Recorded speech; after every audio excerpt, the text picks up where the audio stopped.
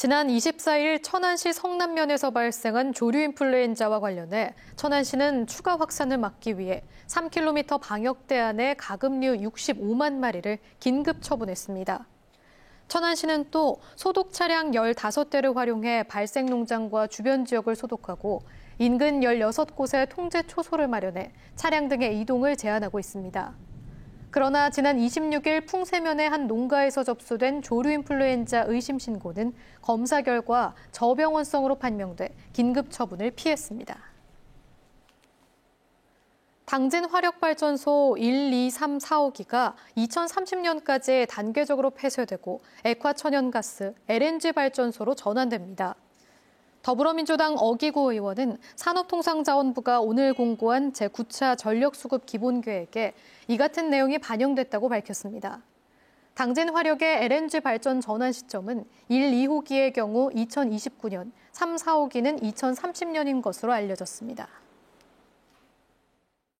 충남산림자원연구소는 오늘부터 내년 1월 3일까지 예산 덕산, 청양 칠갑산, 논산 대둔산 등 3개 도립공원의 출입을 전면 통제한다고 밝혔습니다. 이번 조치는 코로나19 감염 예방 차원에서 해넘이와 해맞이 탐방객의 출입을 막기 위한 것입니다. 이들 도립공원은 탐방로뿐 아니라 주차장까지 모두 폐쇄됐습니다. 논산과 금산, 계룡의 대설주의보가 불현과 서천에 대설 예비특보가 내려진 가운데 새해 첫날까지 충남 서해안을 중심으로 많은 눈이 내릴 것으로 예상됩니다. 내일부터 1월 1일까지 예상 적설량은 충남 서해안은 5에서 10cm, 대전과 세종 그리고 서해안을 제외한 다른 충남 지역은 1에서 5cm입니다. 철원과 아산, 당진에는 한파주의보가 내려진 가운데 강추위도 기승을 부려 내일 아침 최저 기온은 영하 9도에서 영하 6도로 예상되고 모레는 영하 14도에서 영하 8도로 더 춥겠습니다.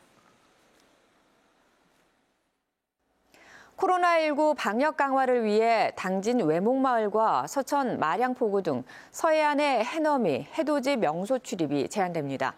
당진시는 올해 해넘이 해돋이 축제를 취소한 데 이어 오늘 밤 9시부터 새해인 1월 1일 아침 8시까지 경찰과 함께 외목마을 진입로의 출입을 전면 통제하기로 했습니다.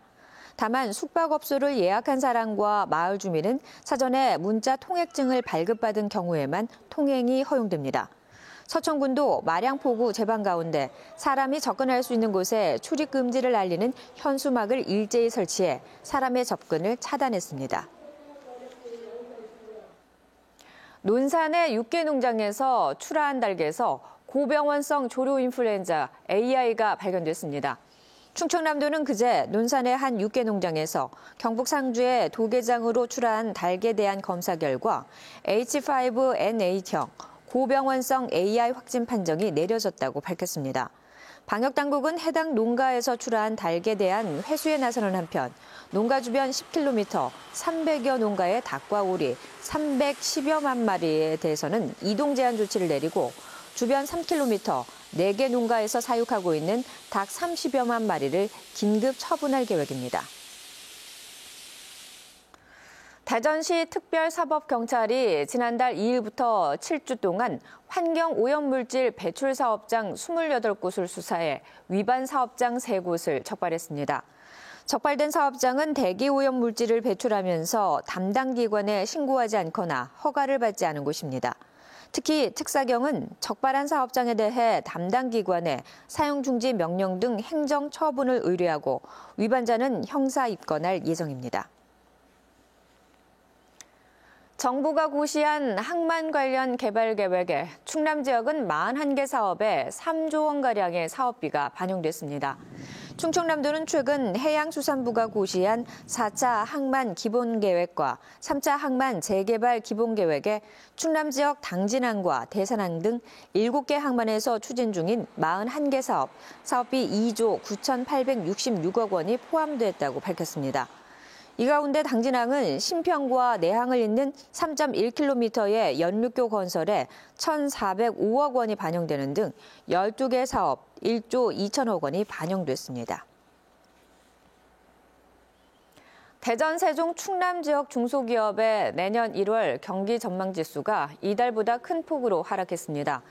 중소기업중앙회 대전, 세종, 충남본부가 발표한 내년 1월 지역 중소기업의 업황 전망 중소기업 건강도 지수는 66.5로 전달보다 8.7포인트 하락하며 넉 달 만에 하락세로 돌아섰습니다.